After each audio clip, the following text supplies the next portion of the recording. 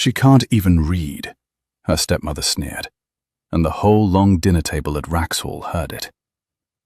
Cordelia Vance lifted her wineglass with the same unhurried grace she had used to lift the inheritance from Lenora's hands, and let the sentence sit on the candlelight like an extra course no one had asked for.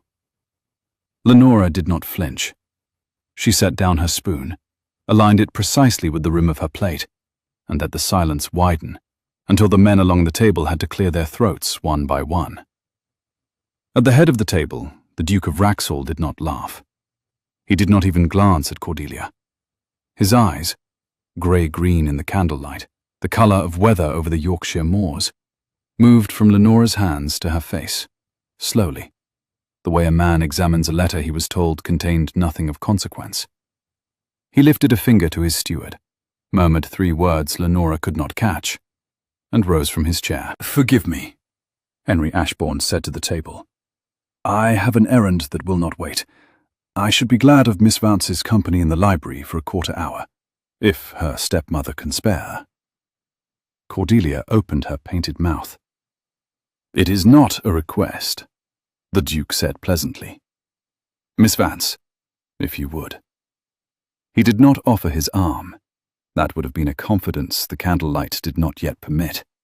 But he held the door for her, and walked half a pace ahead through the long corridor of family portraits, and did not speak again until the library closed behind them. Then he crossed to the great walnut desk, unlocked a drawer with a small brass key from his fob, and lifted out a slim, leather-bound book, the colour of pressed claret. He set it down between 2 candles on the desk, and turned it to face her. "My private ledger," he said. "I am told you cannot read. Be so kind as to tell me whether the man who keeps my accounts has been honest." Lenora's pulse jumped, not with fear, with recognition. Her father's voice, 5 years silent now, rose in her ear before she could stop it. "Numbers don't lie, my girl. People lie about them. Learn the difference." She did not lift her eyes from the ledger. She did not lift her hands to it either. Not yet. A trap, she thought. A duke does not hand a private ledger to a stranger at the end of a dinner he has just left. "Your Grace," she said evenly, "I am told a great many things about myself. I should not like to disprove any one of them in a hurry." "Then take your time," he said. "I have a quarter of an hour. Less if my cousin gets up from the table to find me. You may begin where you please." She let her gloved fingers settle on the corner of the ledger, as if she were greeting a horse she did not yet know. The leather was warm from the drawer. The edges had been thumbed often in one specific quarter, page 70 or so, and resharpened with a penknife along the gutter. Someone had spent time in there. She allowed herself a single breath, and then she opened it. The columns ran in a hand she had learned to read before she could read English. Italian double entry, copperplate, the sort of bookkeeping her father had brought home from his Genoa correspondence. Debits left, credits right, running balances down a 3rd column. She did not announce that she could read it. She read it. The first 3 pages were correct, in the sense that the sums matched. She turned the leaves slowly, with the unhurried care of a woman who was supposed not to know what she held. The Duke did not watch her face. He watched her hands. Across his own face, in the candlelight, she could see no judgment at all, only a tension so absolute, it was almost a courtesy. She found the first inconsistency on page 19. A debit posted to Tenant Arrears, Linthorpe Quarter. In a slightly different ink, the loops looser, the downstrokes thinner. The figure was credible, £312, but the running balance below it had been amended by a pencil mark and then rewritten in ink, the pencil shadow still faintly visible if she tilted the page to the candle. She did not say anything yet. She turned the page. Page 24. The same hand, the looser loops. An entry against the name Mr. R. Trent, ironmonger of York, for repairs to the Wrexhall stables that, by her quick mental arithmetic, would have rebuilt the stables 3 times. Page 31, an entire half-quarter of estate disbursements written in one sitting, when the ink should have varied with each invoice arriving from the post. She closed the ledger on her thumb to mark the place. She lifted her eyes for the first time. How much do you suppose your steward is honest about, Your Grace? Henry Ashbourne's mouth did not move, only the muscle at the hinge of his jaw, once.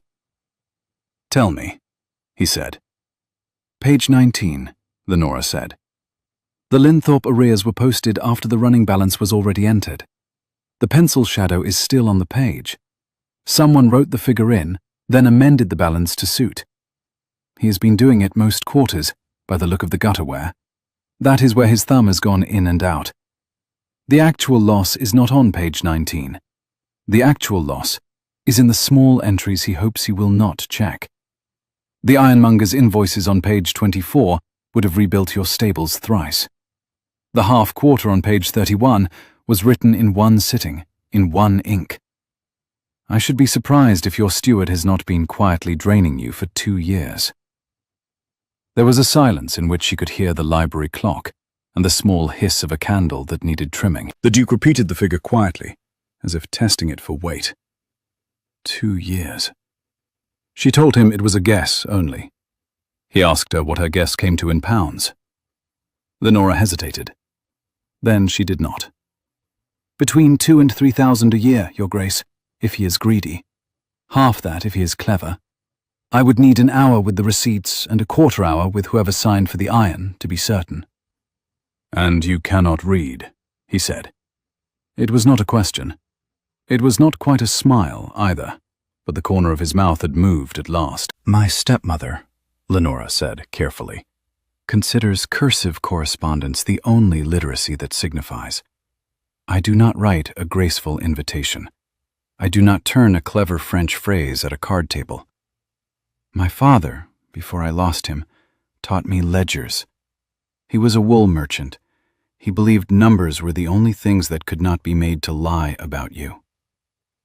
The Duke did not move from where he stood, but something in his posture had shifted. The slight loosening that comes when a man has been carrying a weight and discovers the bench is sound. He looked at the ledger. He looked at her hands again, with their black ink smudge along the inside of the second finger, which she had thought she had washed entirely off before dinner. Your father, he said. He sounds like a man I should have liked. He would have liked you better, Your Grace, the day you fired your steward.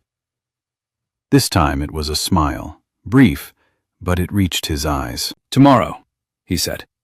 Will you come back tomorrow morning, Miss Vance, and look through the receipts with me? Lenora's heart did a small, treacherous thing she did not approve of. She kept her voice level. My stepmother would not give me leave to call upon a duke unaccompanied. Your stepmother will give me leave, he said, or she will leave my house tonight. Lenora looked at him. He met her eyes with the steady, unhurried gravity that had made the whole table cough into their napkins 20 minutes ago. Then I shall come, she said. Tomorrow morning, if your steward has not slipped a quiet horse out of the stables before dawn. He will not, the Duke said. I shall have the stable-yard watched. She asked by whom. He answered that he would do the watching himself. She did not laugh. She wanted to. She felt the wanting like a hand on her ribs. He held the door for her again, walked her back to the dining room, returned her to her seat with a small bow that, on the surface, said only that he had detained her on an estate matter, and beneath the surface said a great many other things to a great many other people. Cordelia's painted mouth was a thin red line. Lord Severance, the Duke's cousin, was watching them both. Lenora caught his look as she lifted her napkin, and his eyes were not friendly. She did not eat the rest of her dinner. She did not need to. She had been hungry for years now, and someone had finally given her something to read. She woke at 5 the next morning to a maid she had never seen before laying a fire in her grate. The maid did not curtsy. She was perhaps 16, sharp-eyed, with a quick smile and a freckle high on one cheek. "Mrs. Briggs sent me, miss. Mrs. Briggs is the housekeeper. She said you'd be wanting hot water early." Lenora answered that Mrs. Briggs was a clever woman. "She is, miss," the maid agreed cheerfully. "She told me to say His Grace will be in the library at 7:30, and a tray will be sent up at 7. And Mrs. Vance, your stepmother, is presently breakfasting on instructions." Lenora repeated the word as a question. On instructions. The maid grinned and ducked her head and put the bellows to the fire. The instructions were His Grace's. The maid introduced herself as Polly and reported Mrs. Briggs's exact word, that Polly would mind her and not gossip in the servants' hall. Which she would not, she added, because Mrs. Briggs would have her hide. "Thank you, Polly," Lenora said, and meant it more than her voice could carry. By 7 she had washed, dressed in the plainest of her 3 good morning gowns, a deep ruby wool, a shade her stepmother had once said made her look like a fishwife, and which Lenora privately considered her armour, and pinned her chestnut hair into the severe coil she wore when she meant to be serious. Polly brought a small tray with chocolate and toasted bread, and an apple sliced into careful quarters. Polly did not speak again, but as she set down the tray, she nudged a small folded paper out from under the napkin. Lenora opened it. It was a single line, in a strong, square hand. His Grace's exact word was, "Bring an appetite. The receipts are worse than I told you." She laughed aloud. It surprised her. She had not laughed inside this house since her father's funeral, and the sound came up unfamiliar from somewhere lower than her throat. At 7:20 she was already at the library door. The Duke did not keep her waiting. He opened it himself. He had not changed his clothes from the night before, only loosened his cravat and rolled his shirt sleeves to the elbow. The grey-green eyes were tired. The forearm she could see was the forearm of a man who had ridden hunters across the Yorkshire moors before he was 12. He looked at her ruby gown and did not smile, but he stepped aside and said, "Mr. Pilling will be along in a quarter of an hour. I want you to have seen the receipts before he arrives." She asked whether Mr. Pilling was the steward. He was. He had been with the late Duke since Henry was at Harrow. She asked whether Mr. Pilling knew that she was here. He did not. He had been told only that a lady engaged to assist with the estate accounts would be in the library this morning. Henry had given the steward no name. He had given him no age. He had given him no sex. "Then he is in for a morning, Your Grace." "He is," the Duke said, and there was a thin steel in it that pleased her. He had laid out the receipts on the long table in 3 stacks.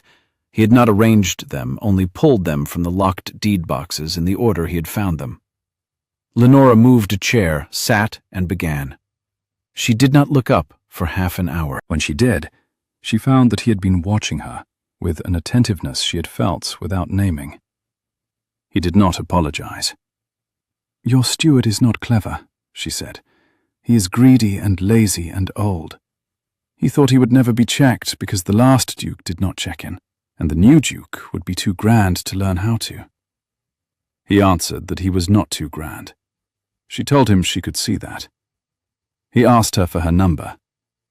3,800 a year for 2 years. Some of it in plain false invoices, most of it in inflated ones. The iron, the carpentry, the wages of 2 undermen who do not exist. Your gardener does not exist either, by the way. The man who tends your kitchen garden is paid as a still-room boy. Your steward has been pocketing the difference." The Duke's hand had closed slowly on the back of the chair next to hers. He did not sit. He did not lift the hand. "How," he said quietly, "did you learn to read receipts before you were 19, Miss Vance?"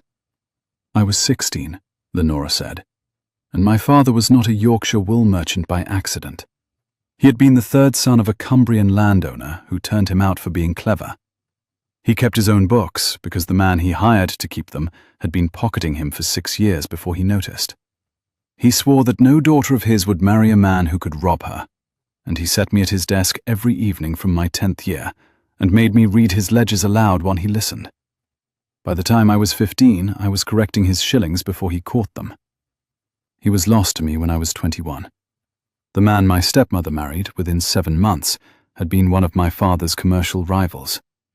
The Linthorpe arrears, By the way, Mr. Pilling did not invent that figure out of thin air. He copied it from a real arrears report.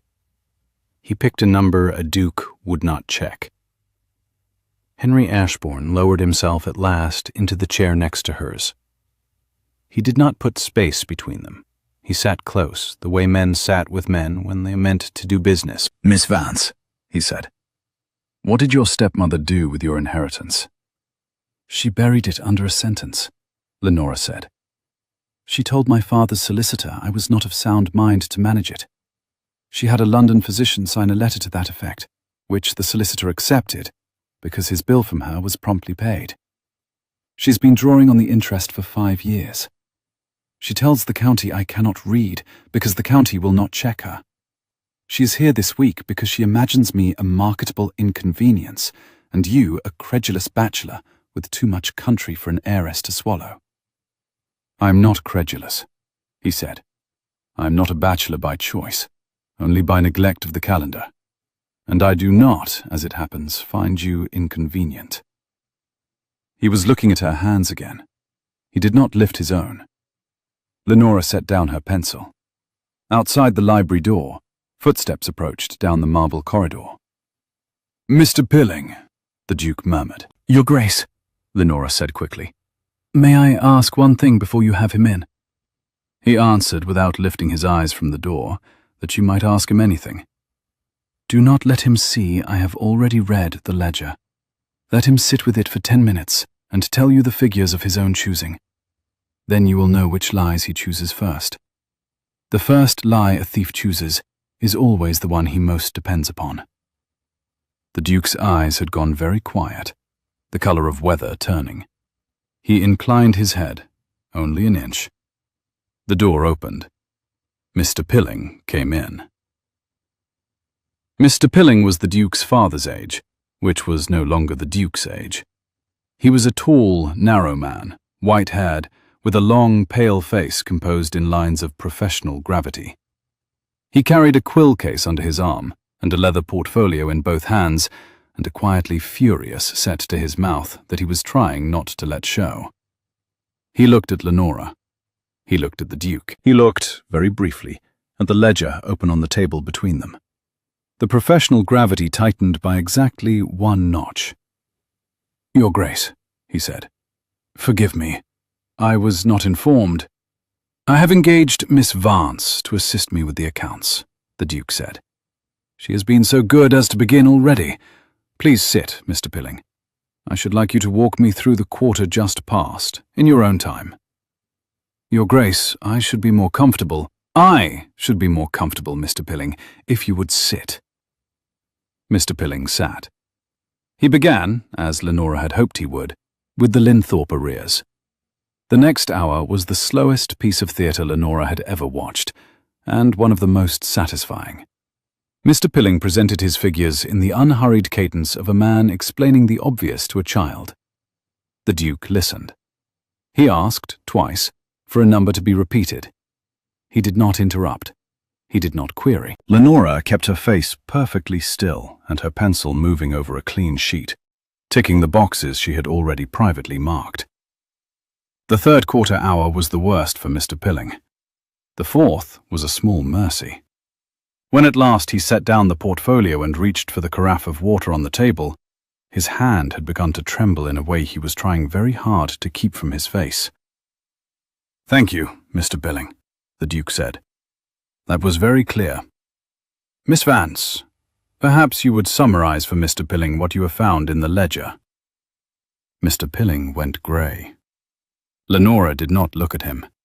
She looked at her own page. "By my count, Mr. Pilling," she said quietly, "you have, over the past 2 years, posted £3,800 per annum to His Grace's estate that did not in fact leave His Grace's pocket. The Linthorpe arrears for the spring quarter were copied from the autumn report of the year before. The figure is correct to the shilling, which is a courtesy you should not have permitted yourself. Mr. R. Trent of York, the ironmonger, billed £31 for hinges in May, not 310. The two undermen, whose wages you have drawn, are not on the estate ledger of names that Mrs. Briggs keeps for the Christmas distribution. There is no gardener at Wrexhall named in your wage book. The man who actually tends the kitchen garden, a Mr. Hollis, is paid as a still-room boy. The accumulated total, against your salary and against the trust your late master placed in you, comes to £7,600. I am willing to be corrected on 300 of that, but I should not like to be corrected on the rest. Mr. Pilling did not answer. He had set his hand flat on the table and was staring at it. "Mr. Pilling," the Duke said. Your Grace. "Mr. Pilling, I am not at this moment interested in your apology.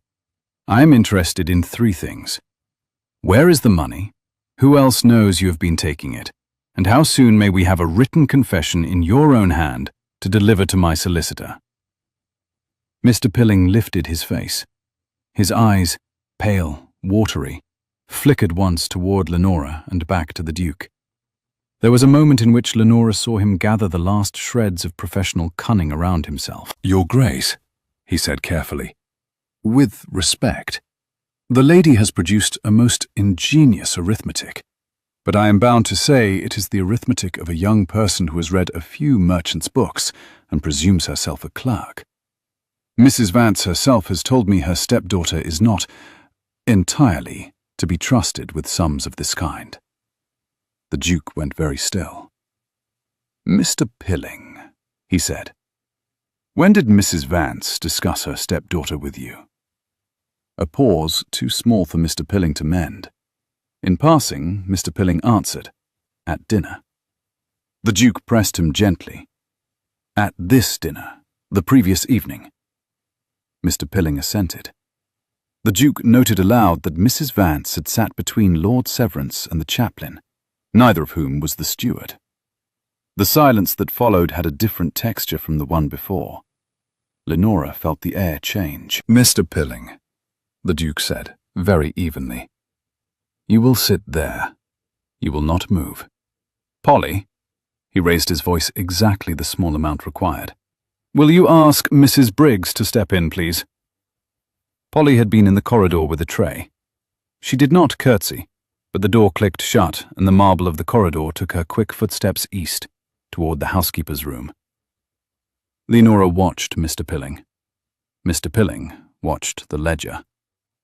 "Your Grace," Mr. Pilling tried.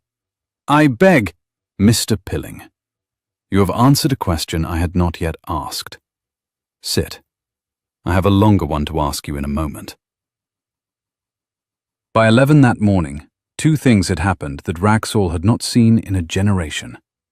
The first was that Mr. Pilling, in the presence of the Duke's housekeeper, the Duke's chaplain, and Miss Vance, had written and signed a full confession naming 3 other parties, none of them his Grace's stepmother, Lenora noted with relief, none of them Mrs. Briggs, and one of them, in a hand that shook so badly the chaplain had to steady the page, Lord Severance, his Grace's cousin, who had been the steward's silent partner in the inflated invoices for 2 of the 2 years.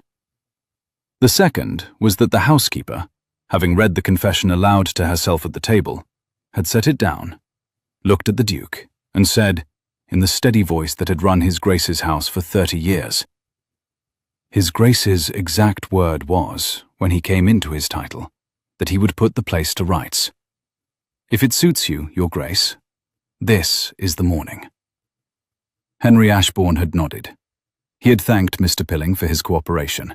He had had him locked into the small estate office under the supervision of 2 grooms, not, he said, a discomfort, only a clarity, and had ridden out across the home pasture himself, on the same hunter he had ridden as a boy, to the gate of his cousin's lodge at the bottom of the park. Lenora had not seen the gate. She had seen the Duke ride out, through the long library window, with the autumn light slanting from the east in a single bright shaft across the lawn, and she had watched until his back disappeared into the line of beeches by the lodge. She had felt, then, an uneasiness she did not know how to name. He had not asked her to come. She turned from the window to find Mrs. Briggs standing at the library door. Mrs. Briggs was a small, very upright woman of 58, with hair the colour of pewter and eyes that missed nothing. She had a clean apron, a chatelaine at her waist, and an expression of unhurried interest. "Miss Vance," she said, "His Grace asks if you would do in the kindness of taking your luncheon in the small parlour with myself. He would not have you sit again at the dining room until he has been able to handle Mrs. Vance personally." Lenora asked whether her stepmother knew anything yet of Mr. Pilling. Mrs. Briggs replied that His Grace had not yet permitted her to. He thought, the housekeeper added with a small, careful flicker, that the lady would be more useful with one shoe in the trap before the other came down. Lenora found, to her own surprise, that she had been smiling. "Mrs. Briggs," she said, "you and I are going to be great friends." "If it suits you, miss," Mrs. Briggs said gravely. "I have hoped so since last evening.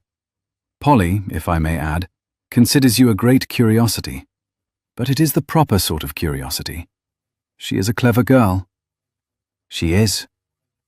"She is also my niece, miss. I should be obliged if you would not tell her stepmother." "I should not dream of it, Mrs. Briggs." "Then come, miss. The chicken is hot and the bread is fresh, and His Grace will be back from the lodge by 2. He was not back by 2. He was not back by 3. Lenora ate her chicken with Mrs.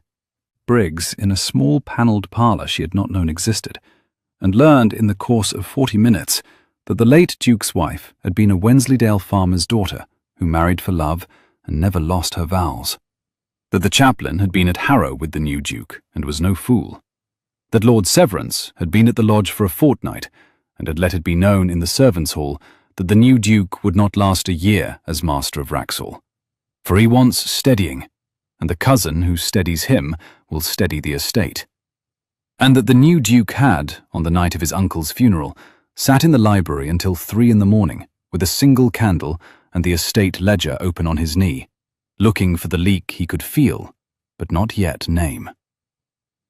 "He had felt it, miss," Mrs. Briggs said. "He did not know what it was. Last night, when your stepmother said what she said, he knew at once. I do not know how, but he knew. He came into my room himself before retiring and asked me to send Polly to your chamber by 5. "How?" Lenora said. "Did he know?" "He had spent 10 minutes earlier with you in the long gallery, miss, before dinner. He did not tell me of what you spoke. He told me only that the most accurate woman in his house had walked in on Lady Halford's arm and would be insulted before pudding." Lenora set down her fork. She had no memory of speaking with the Duke in the long gallery before dinner.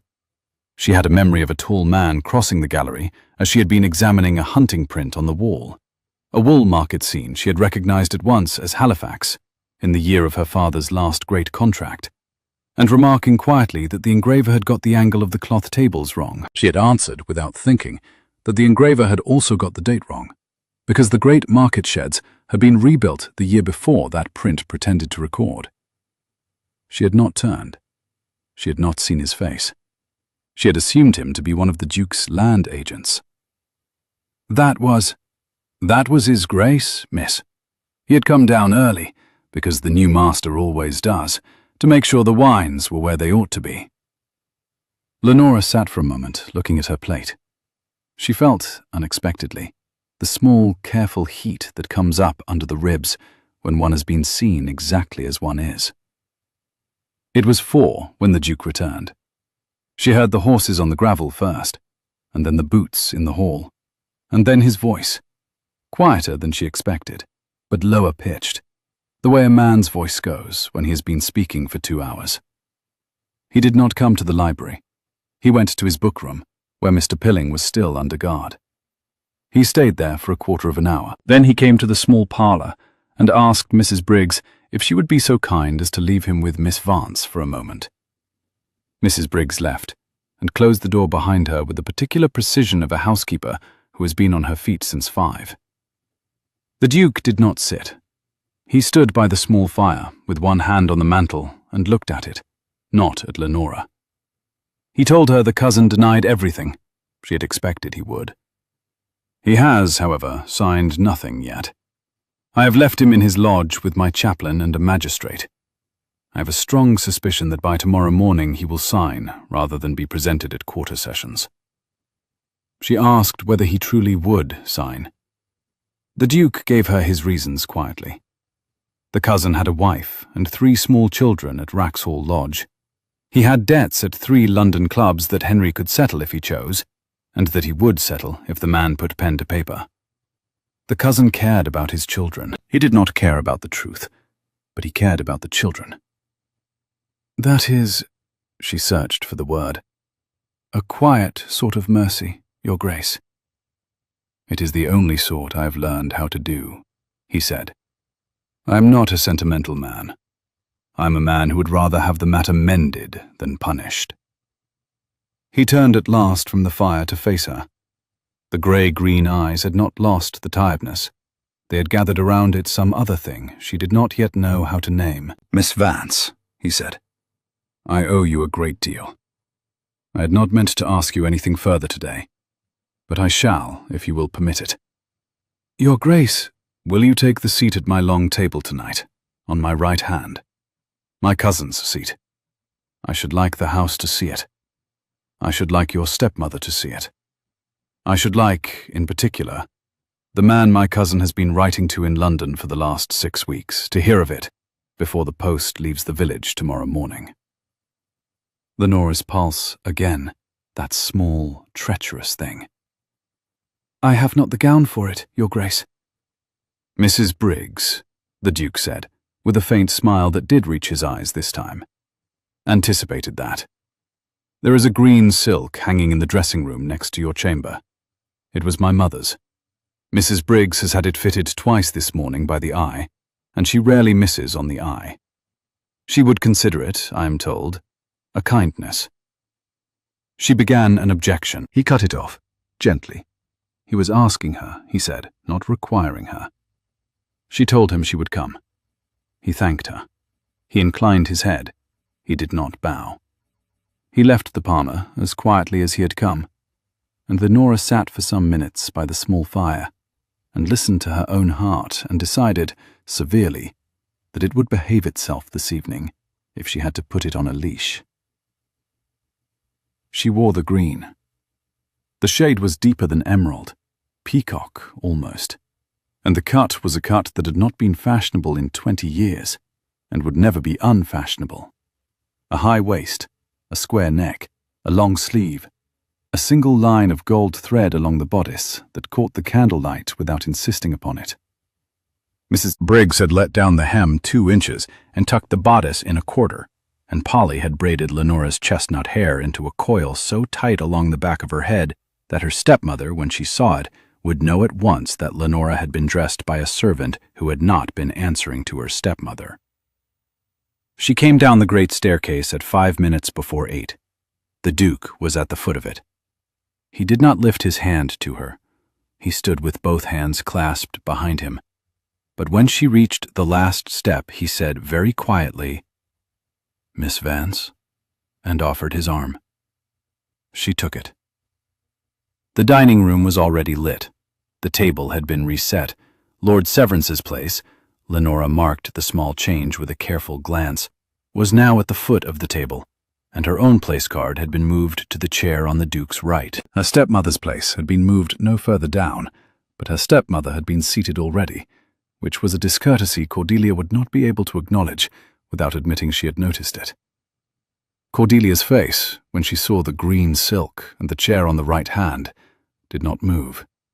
Only her eyes. Her eyes went first to Lenora, then to the Duke, then to Lord Severance's empty chair, and then to Mrs. Briggs, standing along the wall with her hands folded over her chatelaine. Mrs. Briggs did not blink. The chaplain said grace. The soup came. The conversation, for the first quarter hour, was an exercise in extreme tact on the part of Lady Halford, who was the only guest at the table not part of the house, and who had not yet been told what she was about to witness. It was Lady Halford who broke the pleasantry by accident, she said, turning to Lenora. Kindly, the way one turns to a young woman one wishes to draw out. Miss Vance, You have been engaged on His Grace's accounts today, I hear. I had not known you had a head for figures." Lenora set down her glass. She was a half-second slow in answering, because she felt her stepmother's eyes settle on her like a pair of cold hands. "I have a head for my father's figures, Lady Halford. Whether His Grace finds my arithmetic creditworthy is for him to say." "I find it," the Duke said, without lifting his eyes from his soup, "the most creditworthy I have encountered since I came into my title." Cordelia, at this, did the worst thing she could have done. She laughed. A short, bell-bright laugh that she'd used to fence with the late Mr. Vance's first cousins in court for 5 years, and which she had not, this evening, the strategic ground to use. "Lenora has always had a knack for making numbers say what she likes, Your Grace. It is a particular gift of hers." "Mrs. Vance," the Duke said. He did not raise his voice. He did not look up. "Your stepdaughter has identified £3,800 per annum, which my steward has been removing from my estate for the past 2 years. She has done it in 70 minutes. I have already had Mr. Pilling's signed confession. He has named 2 other parties. I shall hear the 3rd before the week is out. I should be obliged if you would let her enjoy her dinner." The table went, for the 3rd time since Lenora had arrived at Wrexhall, perfectly silent. Cordelia did not speak again at the meal. She did not eat. She watched Lenora, and Lenora, head high, the green silk falling exactly where Mrs. Briggs had told her it would, watched her plate. She did not look at the Duke either. She did not need to. She felt him, against her right side, the way one feels a fire one has come in from the cold to. Lady Halford rose to lead the women out at the end of the meal. Cordelia rose with her. Lenora rose. The Duke rose.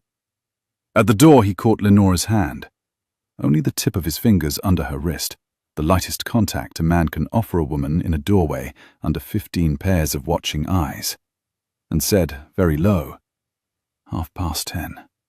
The library. She inclined her head. She did not know, walking up the great staircase behind Lady Halford with the green silk whispering at her ankles, whether her heart had ever beaten so loudly inside her own ears. In the drawing-room, Cordelia waited until Lady Halford had gone to the pianoforte, and then she crossed to the window where Lenora was standing, and stopped a hand's breadth behind her, and spoke very quietly to the back of her head. She told Lenora she had been clever. Lenora did not turn. Cordelia repeated it, clever before, but not wise, and told her stepdaughter to listen very carefully. Lenora said she was listening. "You imagine that the Duke is interested in you. He is not. He is interested in the figures you can extract for him. He is 28 years old. He is unmarried. He has a duchy to put in order, and a wife from a wool merchant's house will not do for it. Do not imagine the green silk has changed your station. Mrs. Briggs has used you, Lenora. The Duke has used you. By Saturday, you will be back in my house in Hertfordshire, and you will be very glad I did not say at this morning's breakfast what I might have said about your dear father's debts." Lenora turned at last. Her father, she answered, had had no debts at all. "Your father had debts," Cordelia said sweetly. "I have the papers. They are in my London bank. I did not bring them to use, but I shall use them if I must. I am asking you, Lenora, very kindly, do not require me to use them. Do not embarrass me at this table again. Tomorrow you will plead a headache. You will leave the library to its arithmetic. You will keep to your room. By Saturday we will be gone. By the new year we will have arranged a perfectly respectable match for you with Mr. Allaby, who is a sensible widower, and who will not require a wife who reads ledgers in the small hours of the morning." Mr. Allaby, Lenora observed quietly, was 63. "Mr. Allaby is 63, and he is willing. Do you imagine many men will be willing, Lenora, once they know what I can show them?" Lenora looked at her stepmother for a long moment. She felt very clearly, the way one feels a tooth that has been pretending to be sound, the precise place in herself where Cordelia had been pressing for 5 years. The place was not as soft as it had been yesterday morning. "Cordelia," she said, "do whatever you intend to do. Show whatever you intend to show. If my father had debts, I should like to know of them. If you have invented debts, His Grace's solicitor will untangle the invention. You do not have my obedience by holding a paper over my head. You have only ever had it by my own kindness, which is now finally run out." Cordelia's painted mouth tightened. "You will regret this, Lenora." "I have spent 5 years regretting other things, Cordelia. I have the room for a small, fresh regret." She walked past her stepmother and joined Lady Halford at the pianoforte, and asked, very politely, if Lady Halford would care to hear an air her father had used to whistle in his counting-house, when the books had finally come right. Lady Halford, who was a quick woman, took the question for the answer it was, and played the air without comment, and watched Cordelia across the keyboard with an expression of mild, observant interest that Cordelia could not weather. The air was a small Yorkshire jig that the wool merchants of Halifax had used to whistle when the autumn contracts were signed. Lenora hummed the second strain under her breath. Lady Halford glanced up once from the keys. Lady Halford asked, half over the keyboard, whether she knew the tune. Lenora told her father had taught it. He had maintained, she added, that any man who could not whistle through it without losing the time was not to be trusted with a shilling. Lady Halford promised gravely to endeavour not to lose the time. She did not.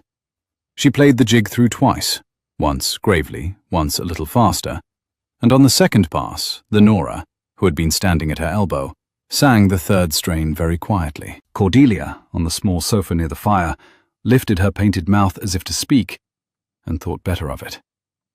Lady Halford finished the tune, and rose from the keyboard and asked, in the carrying voice of a woman who knew exactly which other women in a drawing-room could hear her, whether Miss Vance would do her the kindness of walking with her along the conservatory before the gentleman came up.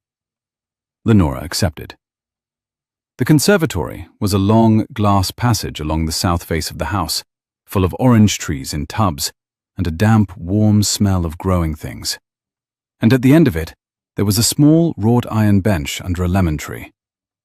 Lady Halford did not, on the bench, beat about the bush. "Miss Vance, I am going to be of use to you this autumn.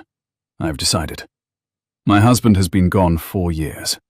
I have, since, made a small career of being of use to women whom other women have decided to be of no use to. I shall write to your father's solicitor in York tomorrow. I shall write to my brother, who sits in chambers near Lincoln's Inn. I shall write to 2 of my dressmaker's cousins, who will know whether the London bank your stepmother uses has a clerk willing to be honest in exchange for an annuity. By Tuesday's post, you will have 3 new allies in 3 counties, whom your stepmother does not know exist." Lenora began the title, and was corrected before she could finish it. "Selina, my dear." They were to be cousins, after a fashion. The Duke's mother had been Lady Halford's husband's elder sister. The cousinage had been 20 years owed, had Lady Halford known of Lenora's existence. It would be made good now. Lenora, on the wrought iron bench under the lemon tree, with the smell of warm earth around her and the orange leaves brushing the glass above her head, did not speak for a moment. "Why, Lady Halford?" "Selina, because a woman in a plum-coloured gown sneered at the dinner table this evening, and the Duke did not laugh. And I have not, in 38 years of London dinners, seen a Duke not laugh at a sneer of that quality. He did not laugh, my dear, because you had already corrected the engraver of a Woolmarket print in his long gallery this afternoon, and he had been waiting since 6 o'clock to see whether you would be the same woman at table that you had been with your hand on the print. You were. He saw. I saw him see. I am of use to women whom other women have decided to be useless. I am also, as it happens, of use to dukes who have at last begun to see clearly. Now, my dear, tell me whether the green silk you have been promised for tomorrow has a long sleeve or a short one. The chaplain is, as you may have noted, very young, and the long sleeve will be a kindness to him at grace." Lenora, who had not laughed since dinner, laughed. It had a long sleeve, she said, half correcting herself on the title. Lady Halford pronounced this excellent. They might proceed.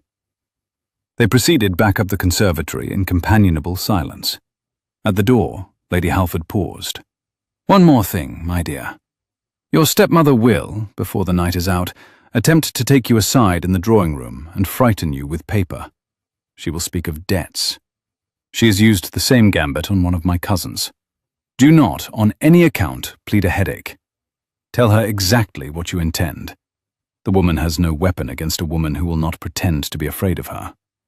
Now, let us go and rescue Mrs. Crewe, who is being lectured by the chaplain about the lections, and who looks as if she has not been lectured at since 1818 and is suffering." Lenora went. She rescued Mrs. Crewe.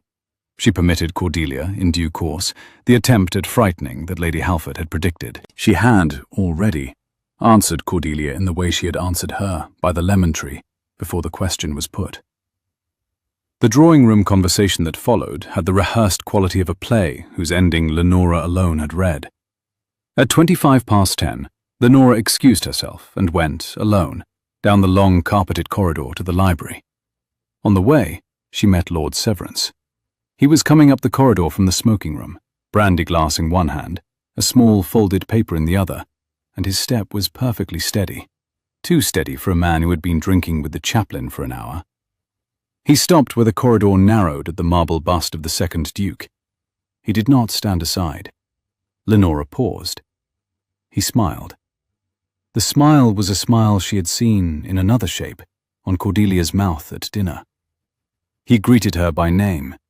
She returned the courtesy with the bare minimum the corridor required. He observed that she had had a productive evening. She corrected the adjective. She had had an evening, my lord, and let the missing word do its own work. He observed that his cousin had told him she had a head for figures. She said only that his grace was kind. He is kind to a great many people who do not deserve it. I have observed it in him since we were boys. It is, in my view, the most dangerous quality a Duke of Rexhall can carry. May I ask you a question, Miss Vance, in private, before you proceed to his library? The marble bust of the second Duke looked down at them with the stiff impartiality of carved stone. Lenora did not move. You may ask, my lord. I do not promise to answer. He observed that she had been employed that morning in the auditing of his cousin's accounts. She admitted that she had. He observed that she had found an irregularity. She corrected him. She had found several. He named the figure he had heard, £3,800 per annum, and watched her face for it. She gave him only that it was a first count. She had not yet finished. He stepped 1/2 pace nearer, not enough to be ungentlemanly, exactly enough to be remembered. Miss Vance, you are a woman of evident intelligence. I shall speak to you in consequence as I should speak to a man. You have this evening dined at a duke's right hand. You have been dressed by his housekeeper. You have been promised, no doubt, the run of his library. You have been told, by people very kind to you, that the Duke admires you. I am here to tell you, kindly, that the Duke admires accuracy. He does not admire your person. He admires what your person can extract from a ledger. He has, in his 28 years, admired 3 women in precisely the same manner. None of the 3 is a duchess. 2 are governesses. The 3rd is in a Roman convent. I am telling you this not to wound you. I do not, in fact, dislike you, Miss Vance, but because I have a small interest in your not, by mistake, embarrassing yourself or my cousin tomorrow morning. May I prevail upon you to tell me, before you proceed to the library, whether my name has appeared in any of the irregularities you have found? Lenora did not answer for a beat. She looked at him very carefully. He was, like his cousin, a tall man but thinner, long-faced, with the high colour along the cheekbones of a man who has been at a London table for too many seasons. His eyes were a watery blue, and his hair had been carefully arranged to disguise the early thinning at his temples. He was, like Cordelia, beautiful in the careful, expensive way that beauty becomes when it is being kept up against a tide. "My lord," she said quietly, "I am the daughter of a wool merchant. I do not, on principle, answer questions about a ledger I am still reading." He did not move. "Miss Vance." "My lord, if you will excuse me. His Grace expects me at 10:30. "His Grace expects a great many things, Miss Vance. It would be a mistake to imagine yourself one of them." He stepped aside. He did not bow. He let her pass. As she passed, he said very softly, to the back of her head, softly enough that no one beyond the marble bust could have heard him, "Your stepmother and I were sat together at dinner. We had a long conversation. Be careful, Miss Vance, what you write on a duke's paper. Paper has a way of being read, in due course, by men who will not be kind to it." She did not turn. She did not stop. She did not let her shoulders move. She walked the next 12 yards of corridor with the small, steady tread of a woman who had spent 5 years walking a corridor under her stepmother's eye. And at the library door, she did not lift her hand to the knob until her pulse had come back down to the rhythm she could be seen having. Then she opened the door and went in. She did not, on the threshold, look back at Lord Severance. She did not need to. He had told her, in 8 sentences and 1 carrying murmur, exactly which scene she would be confronting next. The library was lit by 2 lamps and the small banked fire. The Duke was already there. He had changed his shirt, fresh linen, no neckcloth, and he was standing at the great desk with the ledger open in front of him. He looked up when she came in. He said simply that she had come. She said she had told him she would. He observed that she was early. She told him there had been a tedious conversation in the drawing room she had preferred to end, and another, in the corridor, that she should like to repeat to him in full. The single word, corridor, caught his attention. She told him it had been with his cousin, at the bust of the second Duke. The grey-green eyes had gone, in a single instant, the colour of weather closing. "Tell me." She told him. She did not soften the murmur at the end. She did not omit Lord Severance's posture, his proximity, the precise inflection of his, "Be careful, Miss Vance." When she had finished, Henry was very still by the desk. He had set down the pen he had been holding. He did not pick it up again. Henry said quietly that the cousin was more frightened than he had supposed. She agreed. He observed that the cousin had been riding to London for 6 weeks. What he had not known about until tonight was the dinner with her stepmother. She told him plainly. The seating had put them between the chaplain and Cordelia. They had had an hour. He repeated the words to himself. He had an hour. Then Henry crossed to the window. He did not lift the curtain. He stood with his back to her and looked at the dark glass for a long moment. When he turned, his face was the face she had seen at the head of the dining table, the face that had not laughed at Cordelia. "Lenora," he said, "I have, this evening, made a small error. I had supposed my cousin would learn of the morning's work tomorrow at breakfast. He has, instead, learned of it from your stepmother. The mistake is mine. I should have separated them at dinner. I shall not, on any of the remaining nights of his stay in this house, make the same mistake again. I am very sorry that he stopped you in the corridor." "He did me no harm, Henry." "He did you a harm I shall not forget. Forgive me my naming it. But a man who steps half a pace nearer to a woman in a narrow corridor at 10:30 in the evening is not, by my definition, a cousin. He shall not, after tonight, be inside any door of any of my houses unaccompanied. I shall require it of Mrs. Briggs by the morning." She nodded once. "Henry, before we begin, there is a thing I should like to say to you in the same conversation." "Yes?" She crossed the rug to where he stood, and stopped exactly 1 careful step away from him. "Your cousin," she said, made a great point of telling me in the corridor that you have admired 3 women in your life, and none of them has been a duchess. He intended it as a kindness. I am, by my training, a woman who can hear a kindness for what it is.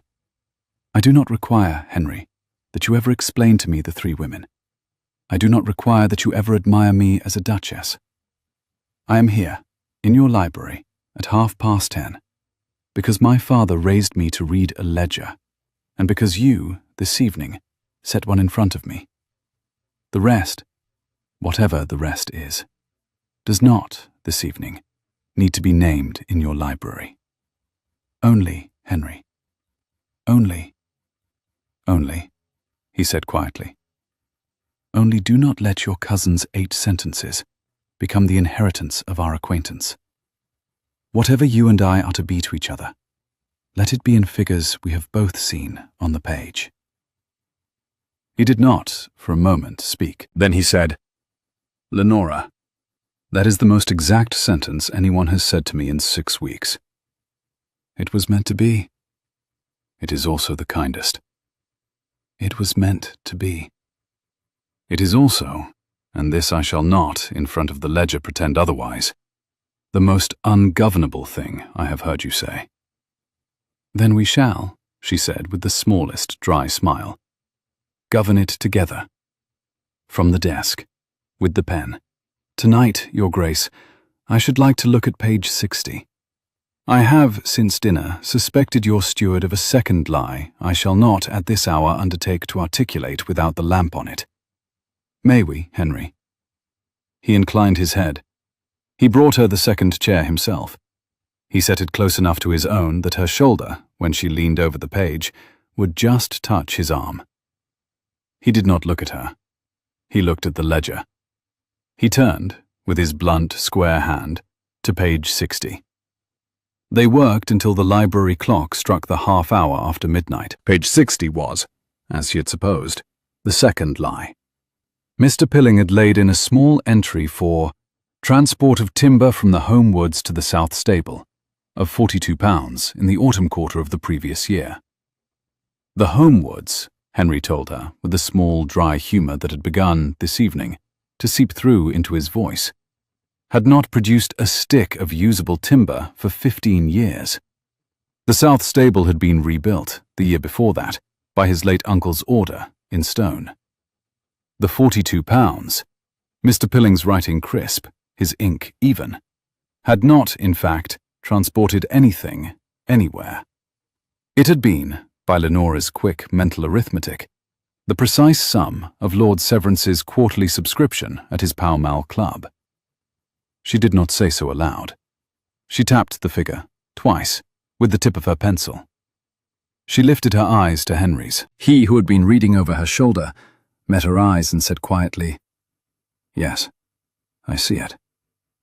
Page 83, she said. I should like, before we end, to look at page 83. Page 83 contained the year's quarterly disbursements to the Rexhall pensioners of the home village, the small annuities the late Duke had left to the village widows, the long-served grooms, the underkeepers retired to cottages on the home pasture. The sum was correct. The names were correct.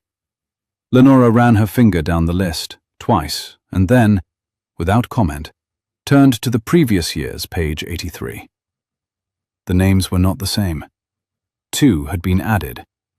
One was Mr. Pilling's own sister, who had been buried at Lincoln 9 years before.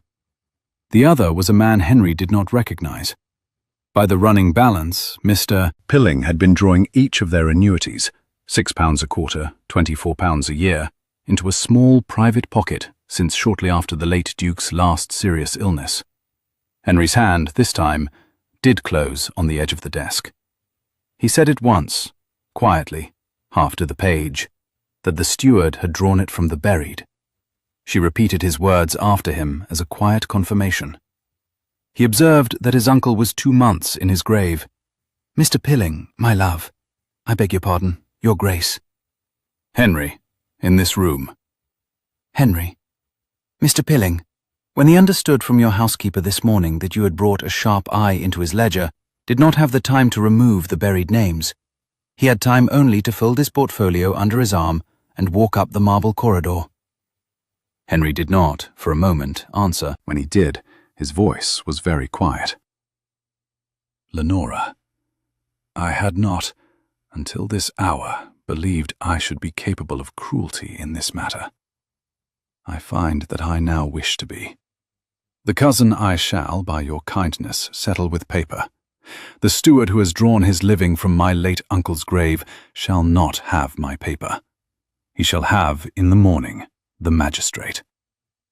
She set her hand on his wrist, the first time, on either side, that she had touched him. Henry, she said, he will have an old man's confession by 9 in the morning, if you ask Mr. Carstairs to be in the room.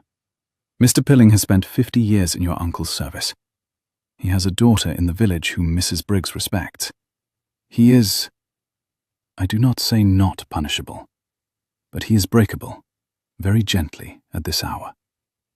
The magistrate, Henry, will be slower and more expensive, and the village will not forgive you. The quiet retirement to Norfolk will sit longer and cost you less, and the buried names will not, in your accounts, be drawn upon again. I would not, were I you, take Mr. Pilling further than his quiet daughter's cottage door. Henry looked at her hand on his wrist. He did not move it. He did not, for a moment, speak. Lenora, he said at last, I have not, since I was 9 years old and my father was taken by a chill at Bath, had a person tell me firmly to be kinder than I felt. Henry, You may, in the next 40 years, tell me firmly as often as you like. Henry. He turned his wrist under her hand, so that her palm was held, very lightly, between his thumb and his fingers. The contact was, in the careful way of the library at 1 in the morning, the most exact contact of her life. Tomorrow at 9, he said quietly. Mr. Carstairs in the room. Mr. Pilling at the table. You at my right. The magistrate not sent for. The quiet daughter informed by Mrs. Briggs after lunch.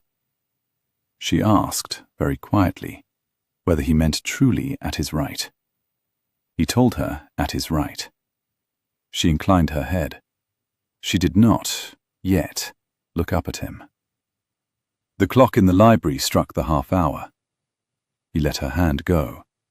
He closed the ledger. He held the door for her in the long corridor of family portraits, and walked her, this time, the whole way to the foot of the great staircase, and did not, at the foot of it, do any of the things he might have done in another version of the evening. He bowed. He said, "Good night, Miss Vance." He waited until she had reached the top. She turned at the top of the staircase. She did, finally, look down. He was still at the foot of it, with his hand on the newel post, and his face lit by the single hall candle that the night footman had left burning. "Henry," she said, very quietly down the stairwell. "Lenora. I am very glad I came down to your library at 10:30. So am I, Miss Vance. So am I." The next morning was Saturday. Cordelia did not produce her papers at the breakfast table. She did not appear at the breakfast table. She had ordered her carriage at 6, and at 20 minutes past 6, she had left Wrexhall without a note, in a frost so heavy that the gravel of the drive had whitened over the wheel ruts, and Mrs. Briggs's grooms had had to scrape the carriage steps before the lady would step into it. Lenora learned this from Polly, who learned it from her aunt, who had had it from the night footman, who had observed Mrs. Vance descending the back stairs in travelling clothes at 5:20, with a letter clutched in her gloved hand, and a quite new expression of haste on her face. "What was in the letter, Polly?" "His Grace doesn't tell me, miss, but His Grace's solicitor sent a man up from London on the late mail Thursday, and the man and His Grace were 2 hours together yesterday before dinner. And Mrs. Briggs says, by which I mean Mrs. Briggs's exact word was, miss, that His Grace had instructed the solicitor's man to write to one Mr. Pelham, a clerk in Mrs. Vance's London bank, with a list of 3 questions Mr. Pelham would not enjoy answering. I imagine, miss," Polly added, with a precise glance over her shoulder at the door, that Mr. Pelham wrote back to Mrs. Vance before he wrote back to the solicitor. Polly, Miss? you are very clever. Mrs. Briggs Polly said gravely. has said the same, miss, but she said it in a tone of voice that I am required to take seriously. Lenora laughed. She was laughing more, she had noticed, than she had ever in her life laughed before lunch. She went down to the small parlour. Henry was at the table with the chaplain and the solicitor's man, a wiry, capable Londoner with a clean apron of ink along his cuffs, and they were drinking coffee and dividing the morning's letters into 3 small heaps. Henry looked up when she came in. He rose. The chaplain and the solicitor's man rose with him. "Miss Vance, may I present Mr. Carstairs of Lincoln's Inn? Mr. Carstairs, Miss Vance, who has, in 70 minutes, done what my solicitor could not in 3 years." Mr. Carstairs bowed. He was a smaller man than the Duke, and a much older one, and his eyes were sharp as flint. "Miss Vance," he said gravely, "I have heard a great deal about your work this morning. I should like, with your permission, to put a number of questions to you over the course of the next week. I have already, on His Grace's instruction, dispatched a man to your father's solicitor in York to recover the original probate file of the late Mr. Vance's estate. I have reason to suspect a portion of that file has been, let us say, quietly mislaid. With your assistance and the original ledgers, we shall not require long to discover what has gone where." "You shall have my assistance, Mr. Carstairs. With my father's books, you will not require a week. You will require an afternoon." "That," said Mr. Carstairs, with the smallest flicker of pleasure across his thin mouth, "is a great convenience, Miss Vance. I had not expected to be told it before luncheon." Henry, behind the steam from his coffee, was watching her over the rim. The grey-green eyes had a small light in them she had not yet seen. She did not look long. "Mr. Carstairs," she said, "before we begin, my stepmother left this morning at 6. His Grace has informed me. I believe she has taken the Great North Road. I do not think she will get further than Stamford before a separate letter overtakes her. We shall not, Miss Vance, see her in Hertfordshire by Christmas." The chaplain coughed politely. The solicitor's man permitted himself the smallest of bows. Henry, at the head of the table, with his shirt sleeves rolled and his hair still damp from a morning ride, held the chair on his right hand for her, and Lenora took it, and the morning's letters were redivided in front of her into 4 heaps instead of 3. The next 2 weeks were, by every external measure, the worst Wrexhall had endured in a generation, and the best. Miss Pilling was conveyed quietly to a farmhouse near King's Lynn under the care of a distant Ashbourne aunt who specialised in difficult relatives and who had been instructed to permit him a small garden, a small allowance, and no correspondence. Lord Severance signed his agreement on the Sunday morning, in front of the magistrate, with the chaplain at his elbow, and undertook a 5-year residence in his own Hampshire farm, with 3 children, and a wife who, when the matter was explained to her, surprised everyone, including her husband, by remarking, in the steady voice of a woman who had been thinking quietly for 2 years, that she had supposed something of the sort, and she was very glad of it being settled at last. The London Bank was visited by Mr. Carstairs on the Wednesday, and produced, by the Friday, 3 further parties to Lord Severance's correspondence, whom Mr. Carstairs took home in his portfolio. Cordelia did not reach Stamford. The letter that overtook her at Doncaster contained, by Mr. Carstairs's design, a single page from a clerk named Mr. Pelham, confessing, in his own hand and over his own signature, that the debts laid against the late Mr. Vance's estate in the spring of the year of Mr. Vance's death had been instruments of forgery, executed by Mr. Pelham at the request of Mrs. Vance, in exchange for sums Mr. Pelham itemized with the precision of a man who hoped, by extreme cooperation, to be spared the worst of the consequences. Cordelia turned her carriage at Doncaster. By that evening she had reached London. By the Monday after, she had instructed her own solicitor to withdraw all claim against the estate of Lenora's father. By the Friday following that, Lenora had received, by post, in a clean envelope tied with a strip of green ribbon, the inheritance her father had left her, accumulated 5.25% over 5 years, in the form of a draft on the Bank of England, drawn in her own name. She did not tell Henry until the evening. That evening was a clear one, the first true cold one of the autumn, with the moon high and the home pasture white with frost. She walked with Henry along the gravel path at the edge of the kitchen garden. Mrs. Briggs had taken the air with them as far as the gate of the herb garden, and had then, with a tactful glance, found she had urgent business with the rosemary. And she put her gloved hand on Henry's sleeve, and stopped him under the great walnut tree, where, his Grace had told her 2 days before, his grandfather had used to read his correspondence in the summer. I have something to tell you, Henry. You have your money. You knew. Mr. Carstairs sent the draft up by yesterday's post.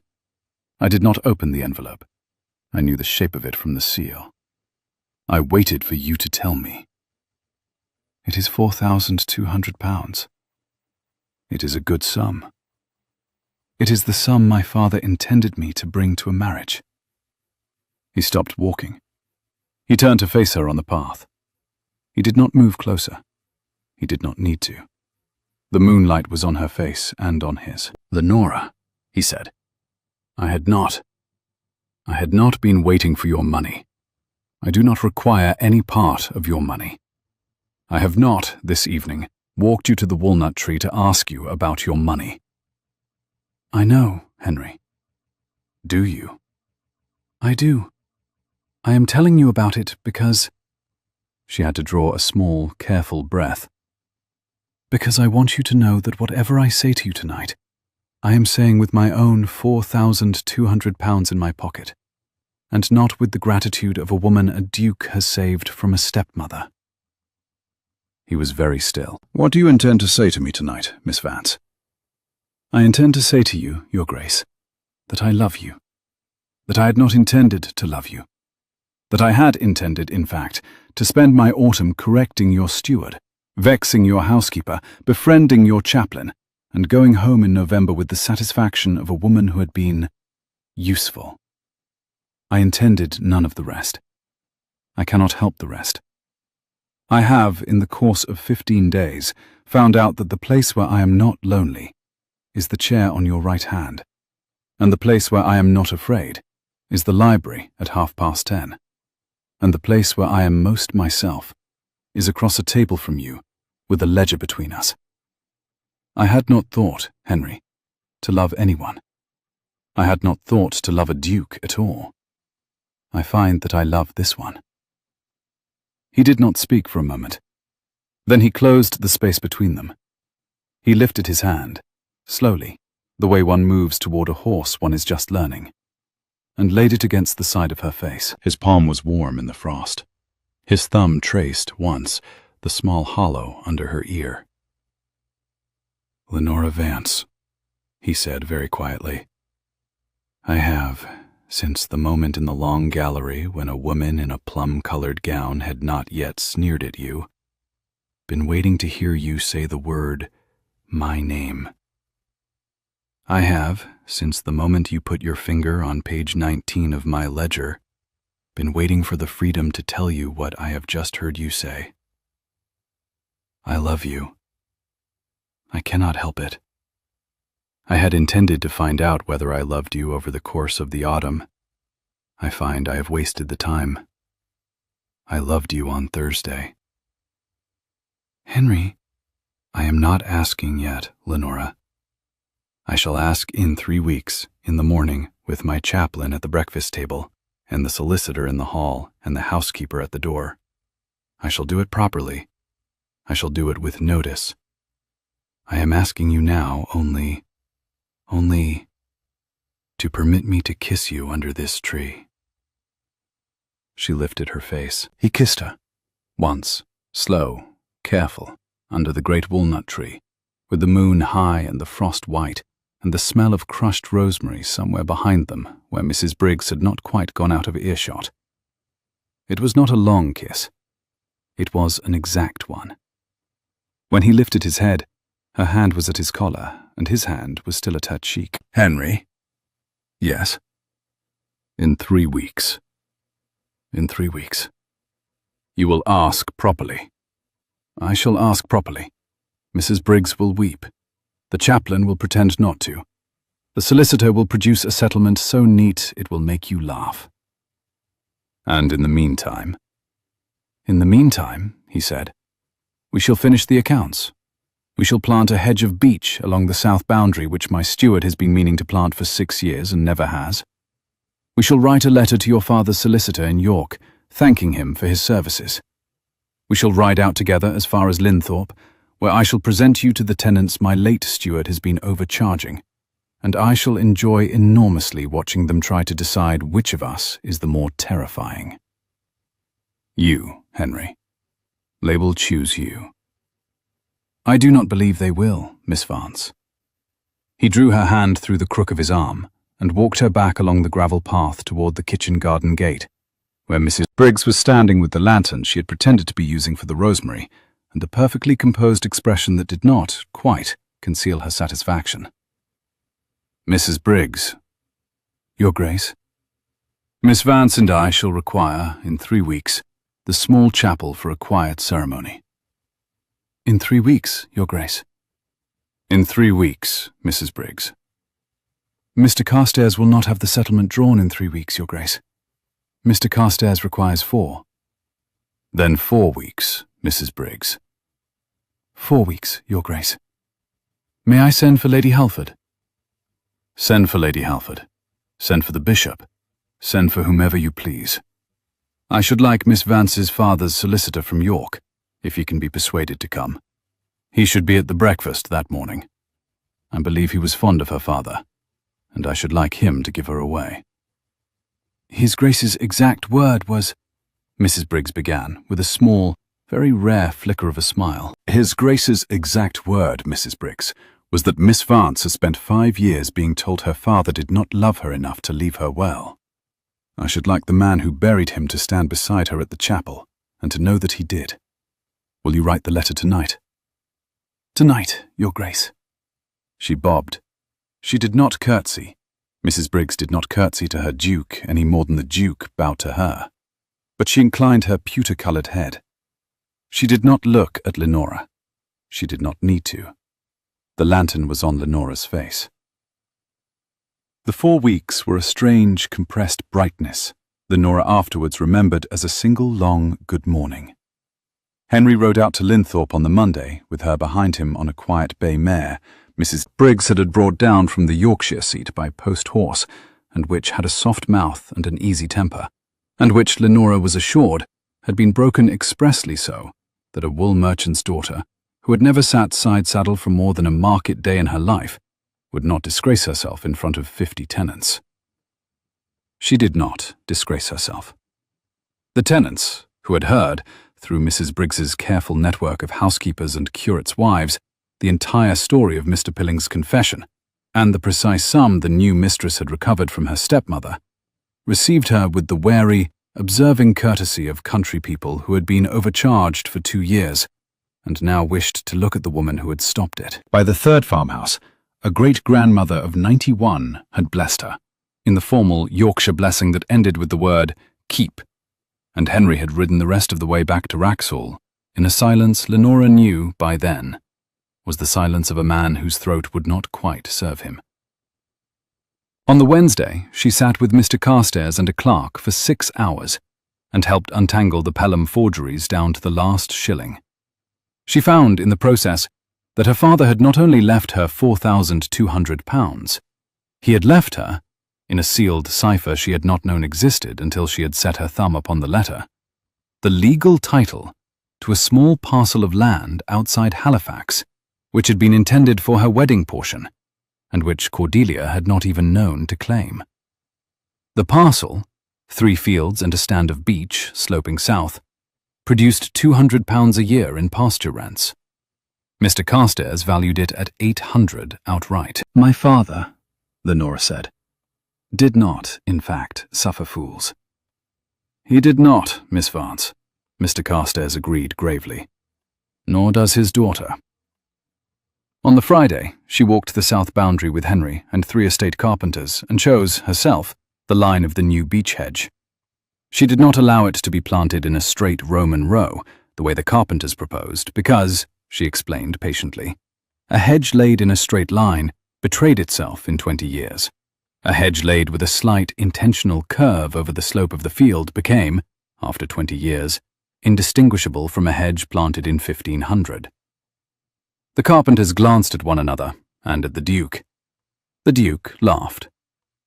The hedge was laid with a slight intentional curve. On the Saturday, Lady Halford arrived, with 2 of her unmarried sisters and a great deal of luggage, and announced, having kissed Lenora on both cheeks and inspected the green silk and the chestnut hair, and pronounced both excellent, that she had brought her dressmaker.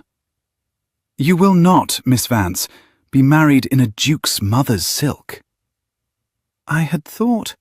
I know you had thought, my dear. You will not. The peacock silk is a beautiful kindness from Mrs. Briggs, and it shall hang in your dressing room as long as you are mistress of Wrexhall. You will be married, however, in cream silk, with a long sleeve and a high waist and a small wreath of laurel in your hair, because the Duke's tenants will speak of it for the next 40 years, and I shall not have them spoken to in a hand-me-down. Lady Halford. Selina, my dear, we are to be cousins, after a fashion. Lenora, by then, had stopped arguing. On the second Monday, she met Mrs. Pilling. Mrs. Briggs had not warned her. Mrs. Pilling was Mr. Pilling's only daughter, a woman of 40, gentle-faced, who lived in the village in a clean, small cottage with 3 nieces and a goat. She had come up to the great house to ask, in the careful voice of a woman who had not slept since her father had been led away, whether Miss Vance, the new lady, the lady who had found her father out, would be so kind as to receive her for 1/4 of an hour. Lenora received her in the small parlour. She gave her tea. She did not pretend with her. Mrs. Pilling did not pretend either. They sat for 40 minutes, not 15, and at the end of it, Mrs. Pilling had wept once, and laughed once, and spoken, in the steady voice with which her aunt, Mrs. Briggs, ran the house, of the 6 years she had supposed, and could not, without the figures, have known. She was very glad, she said, that someone had at last had the figures. She made one request only. Would Miss Vance, in the goodness of her heart, not prevent the small monthly allowance from His Grace, to His Grace's distant aunt in Norfolk, reaching her father's plate?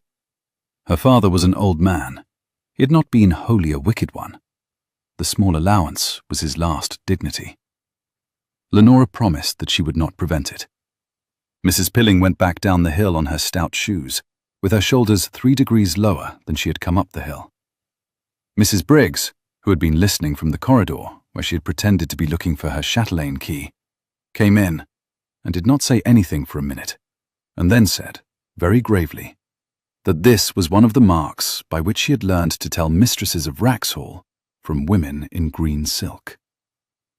Lenora did not yet count herself a mistress of Wrexhall. She did, however, in the small parlour, let Mrs. Briggs put a hand on her shoulder. I am not crying, Mrs. Briggs. You are not, miss. I am, a little, but you are not. Mrs. Briggs, you have been in this house 30 years. I have, miss. Did you know, all those years, that Mr. Pilling— I suspected, miss. I had no figures. The figures are what we lacked. The figures are what you brought us. Mrs. Briggs, when His Grace asks me on Saturday morning— He will not ask you on Saturday morning, miss. He has, after consultation with Lady Halford, settled on Sunday after chapel, with Lady Halford's sisters as witnesses and the chaplain in his vestments and the solicitor in the hall. His Grace is, miss, a man who plans his weather. Mrs. Briggs. Miss. He will not be sorry on Monday? Mrs. Briggs took her chatelaine in both hands and looked Lenora full in the face. His Grace, miss, has spent 6 weeks since he came into his title, looking for one woman in this house he could trust the figures of. He has found her. He has not, in 35 years, had a thing in his mouth he could not, in cold weather, regret by morning. He has, this once. He will not regret it on Monday. He will not regret it in the November of his 80th year, when he is sitting on the south bench under the walnut tree, and you are in the kitchen garden cutting the last sage. I have, miss, seen the late Duke and his Duchess every November for 33 of those years. I know what it looks like when a duke does not regret a Saturday morning. He will not. Lenora did not, this time, say she was not crying. He asked her on Sunday after chapel, in the morning room, with Lady Halford's two sisters at the window pretending to look at the cedar walk, the chaplain at the door pretending to be sorting his hymnal, Mrs. Briggs at the sideboard pretending to be polishing a silver teapot, and Mr. Carstairs in the hall not pretending anything at all. He went down on one knee, because he was a man who, when he did the thing properly, did it from the carpet. He took her hand. The hand had ink on the second finger again, which she had not, this morning, managed to scrub entirely off. "Miss Vance," he said, "when you do me the very great honour of accepting my hand, and the running of my house, and the joint correction of my accounts, for as long as I have the privilege of being a vexation to you." "Henry?" "Yes." "That is a very long sentence." "I have, Miss Vance, a great many figures to put under a single roof. Will you?"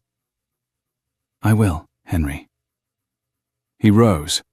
He did not, in front of the witnesses, kiss her. He bowed over her hand and said, very gravely, "Thank you."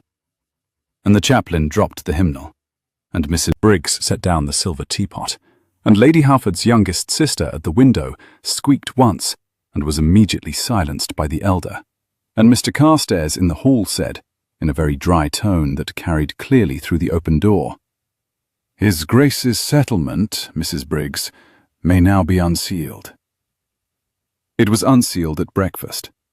The settlement set, against Lenora's £4,200 and her Halifax fields, a marriage portion of £15,000 in the 4%, the dower house at Wrexhall with its gardens, the inalienable income of the Linthorpe quarter, which would not, Mr. Carstairs observed with the smallest dry inflection, in future be subject to invented arrears, and the right to a private study of the long library, with its own key, its own desk, and its own walnut chest for her father's ledgers.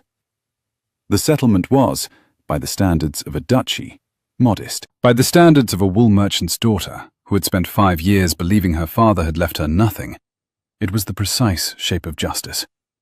She signed it on Sunday afternoon. Henry signed it. Mr. Carstairs signed it. Mrs. Briggs witnessed it with a hand that had not shaken for 30 years, and did not shake then. She was married the following Sunday, not in the cream silk Lady Halford had insisted upon. Lady Halford's dressmaker had run, with great satisfaction, 3 nights of seamstress overtime to produce it. And not, in the end, with the wreath of laurel either, because Lenora had, at the very last minute, in the small dressing room at the chapel, with Lady Halford fastening the back of the gown, decided that what she wanted in her hair was not laurel, but a single sprig of rosemary from the kitchen garden, where Mrs. Briggs had stood with the lantern. Lady Halford had pursed her mouth for 1 second, and then had laughed. Mrs. Briggs had cut the sprig herself that morning before the chapel bell. The chaplain had pretended not to notice. Mr. Carstairs had noticed, and had given the smallest, gravest nod of his life. Her father's solicitor came from York. He was an old man with white whiskers and a thick Yorkshire accent, and a coat that had been new in 1812. He walked Lenora down the aisle on his arm. He did not speak until they reached the front step of the chapel, at which point he said, very quietly, into her ear, lass, your father always said you'd marry a man who could count. He'd be a proud man this morning." Lenora did not, on the front step of the chapel, weep. She wept, at last, 8 weeks later, in the small parlour at Wrexhall, with Mrs. Briggs's chatelaine on the mantel and Henry's hand under her elbow, and the housekeeper's careful, kind voice, telling her that the doctor had confirmed what Mrs. Briggs had already, from one quiet observation across a luncheon table, supposed. But that is a different scene. That is a scene that does not belong to the autumn of the green silk and the ledger on page 19. That is a scene from the following spring, when the beech hedge along the south boundary had taken its first long sloping curve into the slope of the field, and the rosemary in the kitchen garden had spread 3 feet further along its bed, and the Duchess of Rexhall, who had once been a wool merchant's daughter who could not, her stepmother had sneered, even read, had laid down her pen at the corner of the long library desk, turned in her chair, and said, very calmly, "Henry, I shall require Mrs. Briggs to send for the doctor by Friday. I have not, this week, been entirely myself." That is the scene the engraver of Hunting Prints, were he in the mood this spring to engrave a domestic one instead, would have to take great care over. The angle of the writing desk, the colour of the dress, the hand of the housekeeper, the light through the long library window, the careful, steady face of the man at the door, who had spent the better part of his 30th year discovering that he was, in fact, very good at trust, and who had practiced it almost exclusively upon one woman, and who had not, to use Mrs. Briggs's exact word from her exact prediction in the autumn, had cause, in any single morning of any single November since, to regret it. He has not yet. He will not. If you have stayed with Lenora to the end of this story, if you have walked her down the long corridor of family portraits with the Duke half a pace ahead of her, and sat with her in the library at 10:30, and watched her put her thumb on page 19 of a private ledger no one had thought she could read, tell me, in the comments, the line you carried with you. Tell me whether it was the green silk on the dining room staircase, or the housekeeper's lantern at the kitchen garden gate, or the sprig of rosemary at the front step of the chapel. Tell me whether you, too, have spent any season of your life being told that the literacy you had was not the literacy that counted, and discovered one quiet evening that the man at the head of the table had been listening, and that the figures you had been keeping in your head all along were the figures that, in the end, brought the house at last to rights.